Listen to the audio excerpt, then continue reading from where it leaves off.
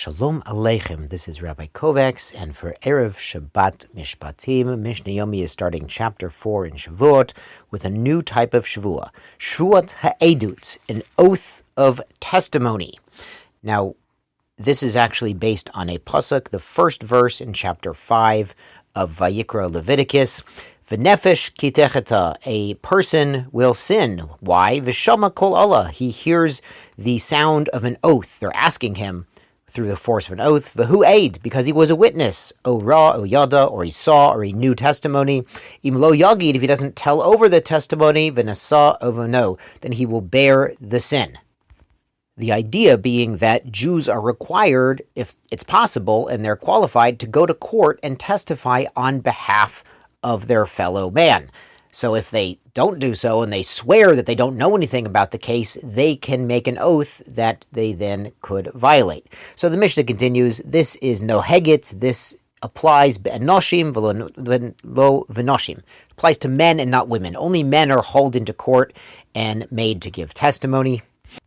Berchokim, only to non-relatives, v'lo bekrovim, because a karov, a relative, is not qualified to testify in someone's behalf. B'kasherim v'lo basulim. It applies to people who are qualified to give testimony in court, but people are puzzled to give testimony, such as gamblers, people who kind of do this gray area quasi-stealing kind of thing. They're simply not qualified. Though as the Gemara teaches in Sanhedrin, if the gamblers break their dice, they burn their cards, they give it up, and they're not going to do it again at all, then we would accept them. And therefore it only applies only to men who are actually able to testify in this case.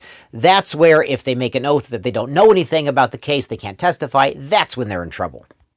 The Mishnah adds, bifnei beitin, whether they're in court, shelo bifnei beitin, or they're not in court, mipi atzmo, as long as he says it out of his own mouth, an oath that he's making an oath that he doesn't know anything to testify about. Mipi acherim, if other people are asking him to swear, ein chayavin ashiyichberu ben bebeitin. He's not liable unless he denies it in court. Divrei Rabbi Meir. That's according to Rabbi Meir. So if there's some sort of summons process and one of the litigants hauls these two guys into court, remember we always need two witnesses at least, and he asks them to testify. He knows that at least he thinks that they saw the event and they can testify. And he says, Ashbiacha ani, as we learned yesterday, somebody could ask someone else to swear, and if he says amen, or he goes ahead and continues to deny knowing something in court, that's when he's liable, according to Rabbi Meir. The Chachamim, the other sages say, bein mipi atzmo, bein mipi acherim, whether the witness himself is stating an oath that he doesn't know anything, or other people are saying, are you willing to swear that you don't know anything about the case?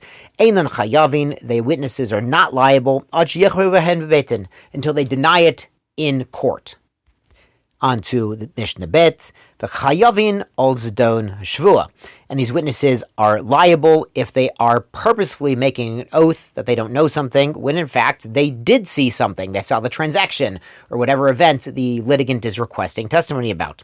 Val shigagata, or they're mistaken about the fact they'll be in trouble, im zedon edut, but they know on purpose that they knew something and they are withholding the information. So they don't realize they're going to get punished for this oath, but they do realize that they have something to say and they're denying it. Ve'einan chayavin al shigagata, but they're not liable if they really truly forgot the fact that they happened to see this event. They really don't remember, they really don't think they were there, and they're not, they're onus, basically in this case. They're making a Shevuah because their complete assumption is that they were not there and they're not qualified to be witnesses. Uma chen chayavin, and what are they liable? Al zedon the Shevuah, for intentionally violating this prohibition of making an oath that they don't know anything when in fact they do. Korban ole v'yored. Again, like the Shevuot bitui, it's a korban that changes in value depending on the wealth of the person at fault. Tizku mitzvot. Good Shabbos, Shabbat Shalom.